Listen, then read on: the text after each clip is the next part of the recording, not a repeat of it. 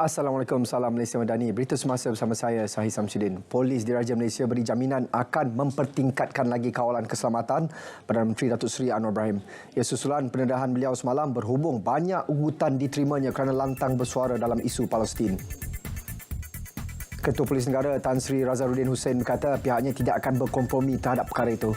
Menurutnya, kawalan keselamatan terhadap Perdana Menteri menjadi keutamaan pihaknya.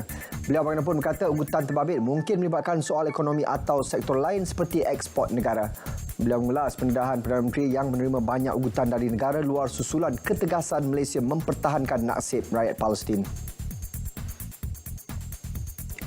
Tempoh pemprosesan permohonan kewarganegaraan dikurangkan daripada 73 hari kepada 14 hari menerusi sistem tapisan keselamatan warganegara yang dilancarkan oleh Jabatan Pendaftaran Negara JPN hari ini. Menteri Dalam Negeri Datuk Seri Saifuddin Nasution Ismail berkata proses berkenaan akan dijalankan secara lebih cekap menerusi pelaksanaan sistem itu yang dibangunkan JPN dengan kerjasama Polis Diraja Malaysia PDRM. Katanya lagi, jika sebelum ini dokumen permohonan kewarganegaraan yang diterima JPN akan diserahkan kepada pihak polis secara fizikal, tetapi dengan adanya sistem ini, penyerahan dokumen adalah secara dalam talian. Sistem itu secara automatik akan menolak permohonan yang didapati pemohonnya terlibat dengan pertubuhan dianggap berbahaya dan mengancam ketenteraman awam selain tinggal di negara ini melebihi masa yang ditetapkan.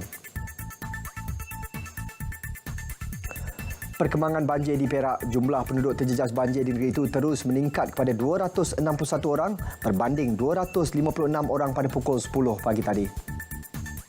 3 pusat pemindahan sementara PPS masih dibuka melibatkan 2 daerah iaitu Hilir Perak dan Krian. Di daerah Hilir Perak, PPS Dewan Serbaguna Padang Tembak menempatkan 186 penduduk daripada 59 keluarga.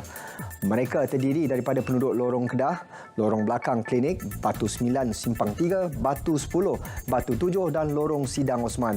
Manakala 48 penduduk daripada 17 keluarga pula ditempatkan ke PPS Dewan Majlis Perbandaran Teluk Intan MPTI Langkap.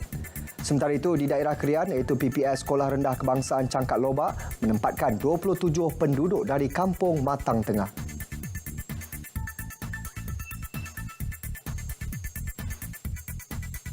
Gerakan Global Women in Tech WIT di Malaysia bertujuan bagi merapatkan jurang antara jantina serta membantu wanita menerajui industri pendigitalan.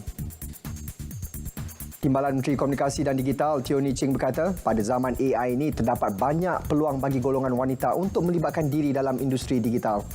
Beliau ditemui ketika program Forum Women in Tech APEC tahunan kali kedua di Bukit Jalil.